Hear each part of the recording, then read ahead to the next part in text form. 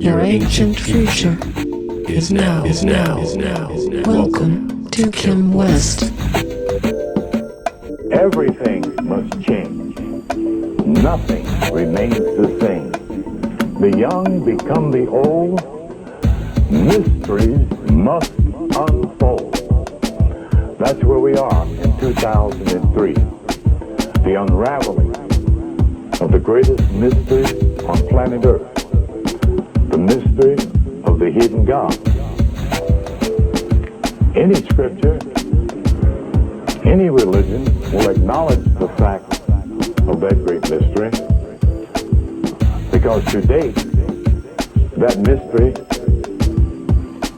in the annual of theology, in the halls of religion, that mystery has yet to be unveiled, even as we speak.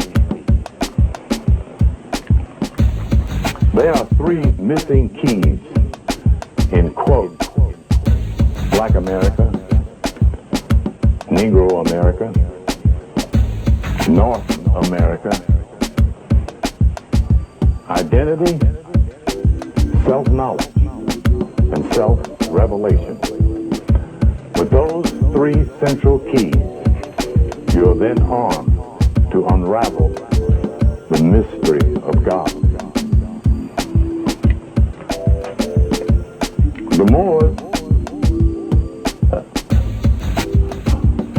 when I say that term, I'm making reference to the studious Mwwrs of this recent antiquity, contemporaries, those who are about the business of finding themselves, walked off and left the manuscript for that unraveling behind them, mainly because it was presented in the equation of Christianity. And for that same reason, the Muslim, whose parents and grandparents were Christians, walked off and left the book behind them as well, because they too equated it as symbolical or synonymous with Christianity, with the religion. Therefore, the delay of unraveling that mystery was postponed once again.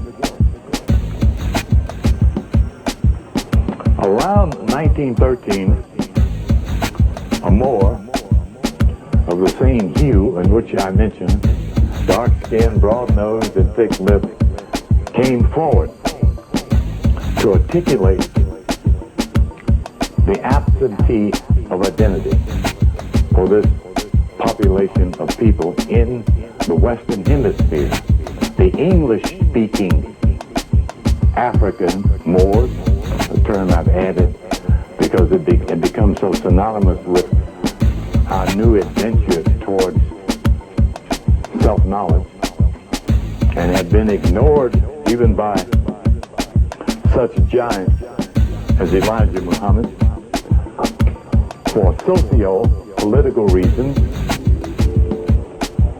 And another banner had been raised that allowed for a diversion from the concept that the Moors established in the Western Hemisphere, that later became equated with the religion of Islam in the East.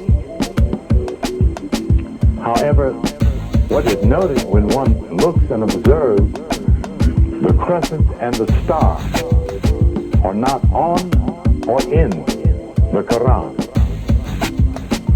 Notice how I pronounce that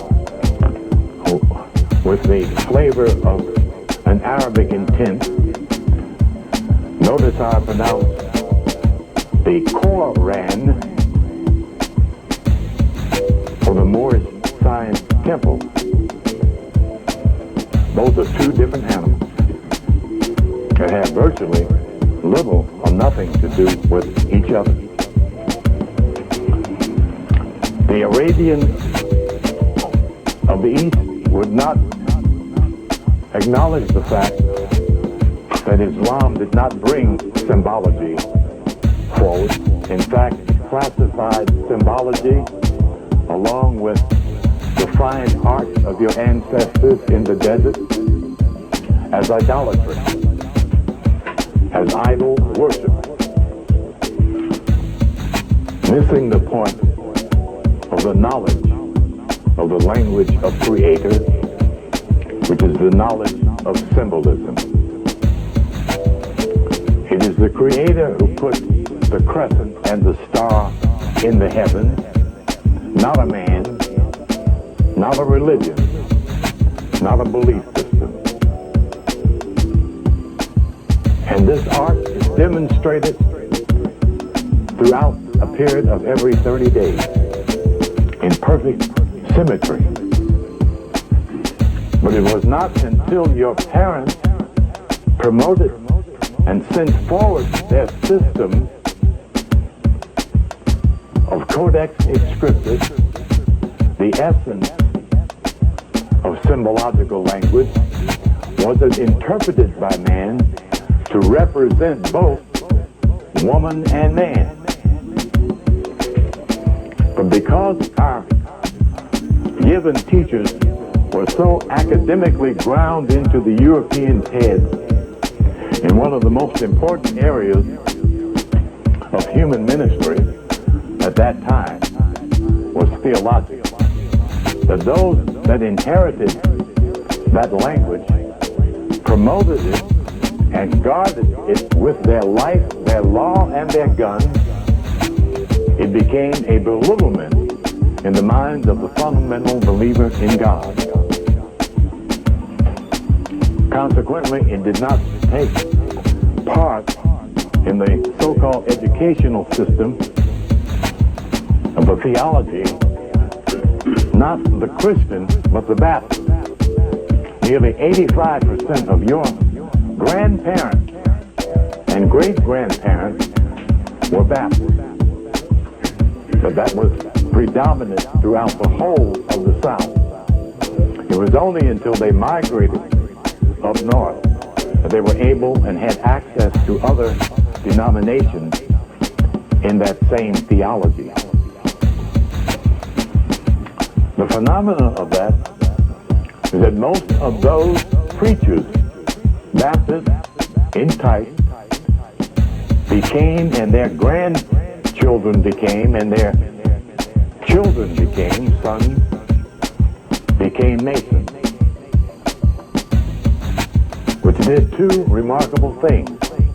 It further detoured accessibility to the knowledge that was being brought forth via the way of not Noble Drew Ali, not Elijah Muhammad, no C.M. Bay, but by a man who is not honored very much among the secular thinkers in Black America.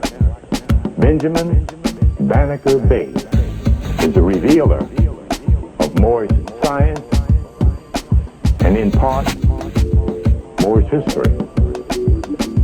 The chronicler of that history is another man who has yet to gain acknowledgement by the masses of people that he chronicalized, a man by the name of J.A. Rogers, one of the finest historians of our group in this country, virtually ignored by the academic school system then and now, because none of his books are a part of that collective group of texts. What I'm trying to illustrate here is